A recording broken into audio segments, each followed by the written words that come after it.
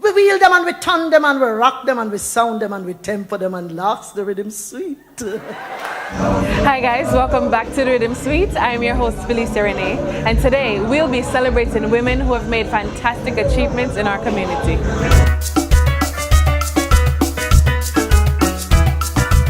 Welcome back guys, we're sitting here with Dr. Clarke, who, what is your title?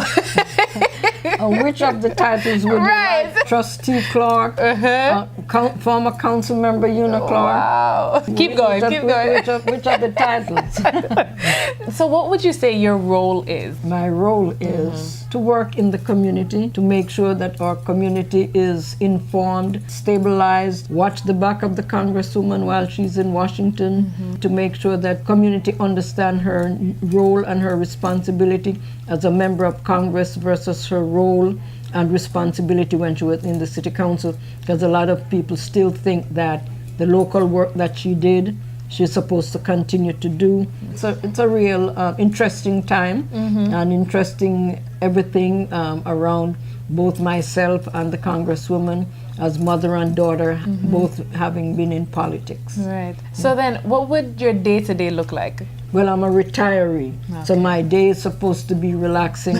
But now that I'm a trustee for the City University of New York, I spend my time looking at the campuses, knowing the needs of the students, knowing what the needs of the institution itself is that provides the education for our young people.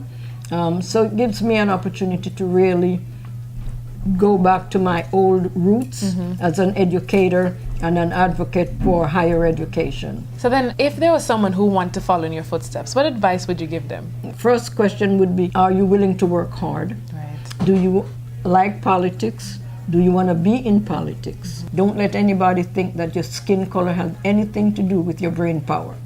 For those in your generation, there's no telling what you can achieve and what you will accomplish. And I hope that I set a fine example for young women in particular to get into elective office, because women have that kind of concern and that nurturing and that understanding of family, needs for budget. So there's nothing a man can do in politics that a woman cannot do. Amen.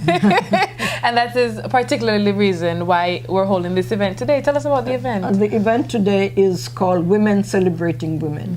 When I was campaigning, women would meet me at the subway stations in the morning, hand out flyers on my behalf, and say, here's a woman, a Caribbean woman, we want to see her in the city council. So the women would meet me at the subway station early in the morning, help me, and speak on my behalf. Following the election, the former borough president of Brooklyn, Howard Golden, I asked him, could I do a celebration with the women who sacrificed their time early in the morning, come from work in the evening, wait at the subway station, and it was a thank you party. So by the next year, I got a call which says, I think we need to do that event again. It was so nice, the way the women responded to you. And so it began with my being elected to public office. And so we now use this event as a way to raise money to support the political operation of the Congresswoman Clarke. How would you say that your Jamaican roots have influenced where you are today? Well, I have been out of Jamaica physically, but I've always been in Jamaica spiritually and emotionally, because that is home, away from home. I have not neglected the nation that gave me birth and life, and I try to give voice to Jamaica while I live in the United States of America. So I'm as involved in what happens in Jamaica as Jamaicans are involved in what's happening at home, so that we can all move together. Those of us who are in the diaspora need to be engaged in Jamaica and Jamaica's futures. I try to go home at least twice a year.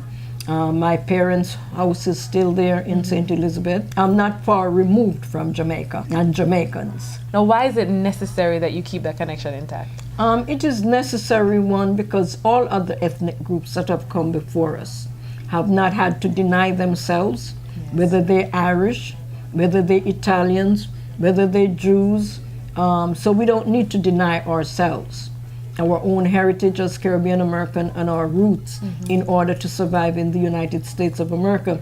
when anybody meet us, we are the ambassadors for the nations from which we come. And that's why I will always say to people, check yourself out. Right. Because you don't know who's watching over you. When they meet you, they meet Jamaica.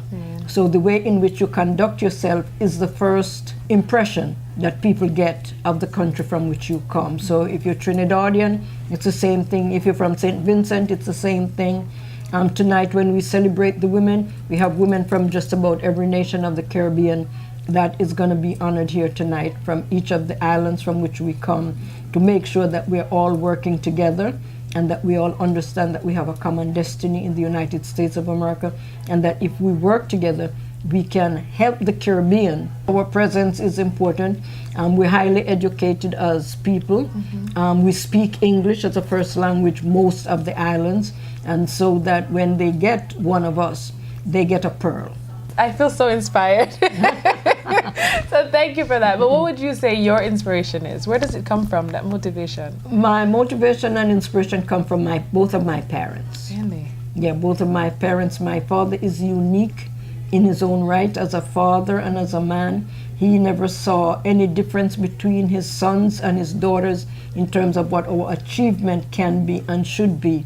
So we weren't trained to be housewives. We were molded to become professionals, and my father was willing to make the sacrifice to send us abroad for an education if we desired. And my mother was a great support to everything my father dreamt that he wanted in his children and for his children. You're so adamant about women and women's success. Why isn't it just everyone and everyone's success? Our society is already shaped for men, and that men should call the shots. Women have to be able to assert themselves, to be in the picture, and to be able to say my contribution is as important as your contribution. We complement each other. It's not to put men down. It is to elevate women to the places where they can be. Is there anything else you'd like to add on to? Well, there's not much to add except to say to young people that the sky is the limit. Your brain power is the real power that you have. Keep your eyes on the prize. Make sure that whatever you want to do in life, that you can achieve it.